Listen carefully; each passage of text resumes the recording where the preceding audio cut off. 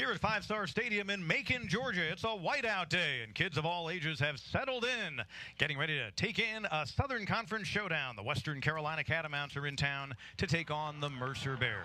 And hi, everybody, and welcome aboard with Will Merritt, Pete Hannity with you. A couple of teams today off to bumpy starts in SoCon play. If nothing else, they want to see better performances out of their defenses today. Last week, Mercer giving up over 50 points in a loss at Chattanooga, while the past couple of weeks, Western Carolina has seen two teams run an offense they are happy they don't have to face today. Listen, I've heard that the players are walking around campus smiling like clams this week, that they don't have to see the triple option after 1 week against the Citadel, the next week against Wofford. That front seven will have a lot more success against Mercer today just because they will not have to worry about the misdirection of the triple offense. Now, over on the offensive side, Western Carolina possessing the league's preseason player of the year in Detrez Newsome, but his coach says he's been underutilized so far. Yeah, talking to Coach Spear this week, he was very, very clear he needs to touch the ball 25 times a game. Doesn't matter how they get the ball to him, out of the backfield, off tackle, between the tackles, just get him the ball because he is a magician when the ball is in his hands. If he gets it 25 times a day, that'll be about 10 more than he's averaging per game right now. Now, when Mercer has the ball, keep an eye on number 8, Marquise Irvin, the big wide receiver, having a special sophomore season. Very special. He's already doubled his productivity from a year ago for the entire season just after 5 games. So he's doubled his catches. He's great at yards after the catch, averaging over a first down per catch. He's 6'3.5", going up against some smaller defensive backs throughout the day. So I do believe they're going to go to him very early and often.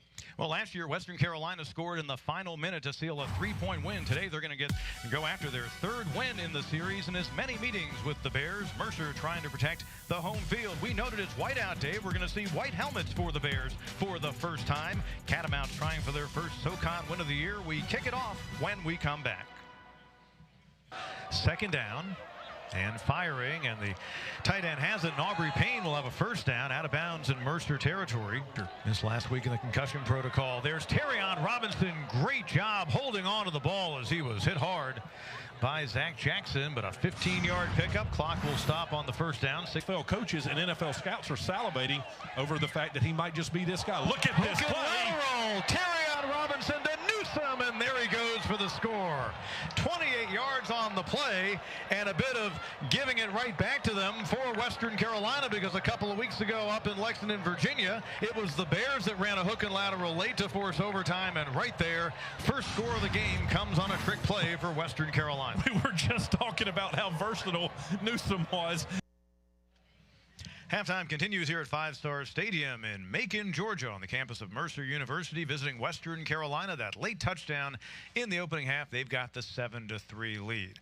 Will Merritt, Pete Hannity with you. Outside, it's a little bit gray, kind of a metaphor for what the home team has gone through so far. But let's give Western Carolina credit. They came in trying to step up a defense that's near the bottom nationally in a lot of categories. They played very well in that opening half. They really did, and they were looking for so much more effort out of their defensive line and linebacking core to be able to corral John Russ and, of course, that Irvin, and just in a tremendous group that they're going to be throwing out there for them. And what I think they have really done a good job, if they've just stayed so active, they have not had to bring so much pressure with their linebacking core. They have not had to roll safeties up into their blitz package. Just on that front 4, they've really been able to draw double teams, stay active, and get in the backfield. Take a look at the first half numbers, and again, really nothing jumps out from either team in terms of overwhelming stats, but well, you noticed right away some differences on either side, and a real good job by the pass defense for Western Carolina. It's a tale of 2 different halves, really.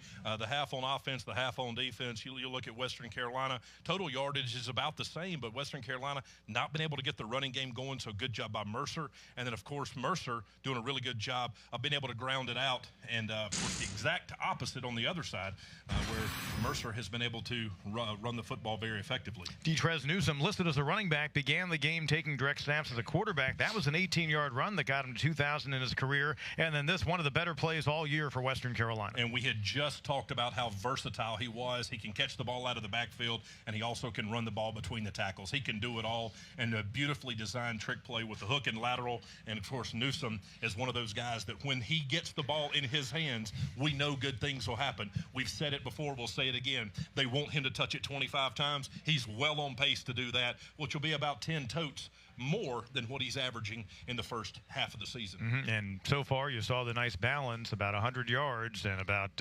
50 receiving and 50 rushing. As for Mercer, John Russ will be the first to tell you he could have had a better first half. He started well, but he started missing his targets. He's certainly a key in the second half for the Bears. And I think go back with more of what was successful for the Bears early on. We talked about splitting the running back duties, and Usher comes in and gives them that huge spark, and we love to see that. And I think that what you're seeing with the two running back committee, when we talked to Coach Lamb this week, he said both of these guys are going to split duty. When they were doing that and rotating those guys, I really feel like Peyton and Usher were those two guys that when they came in, they were just complimenting each other. I think the Bears go back to that very, very early in the second half. And again, facing a defense that's last in the nation against the run, wouldn't be surprised at that. Western Carolina trying to snap a 3-game losing streak this season and win their third straight against Mercer. Our second half is coming up.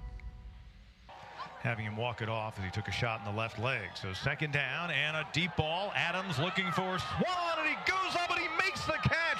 He had a man right on him, Eric Jackson, but Brad Swan, the redshirt freshman out of Dallas, Georgia, back in his home state, a 43-yard reception. It was a chance to build in this 7-3 lead on second down and goal for Western Carolina team, 7th in the SoCon in red zone offense, but with momentum and the handoff to Connell Young, and Young gets into the end zone for his first touchdown of the season, and Western Carolina has indeed built on that halftime advantage.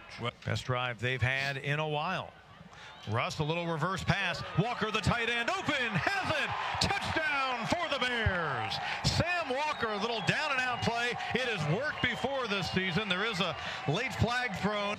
12 turnovers this year for Western Carolina. Second of the game, and a piece of cake right there. And the touchdown run by Alex Lakes, his third of the year.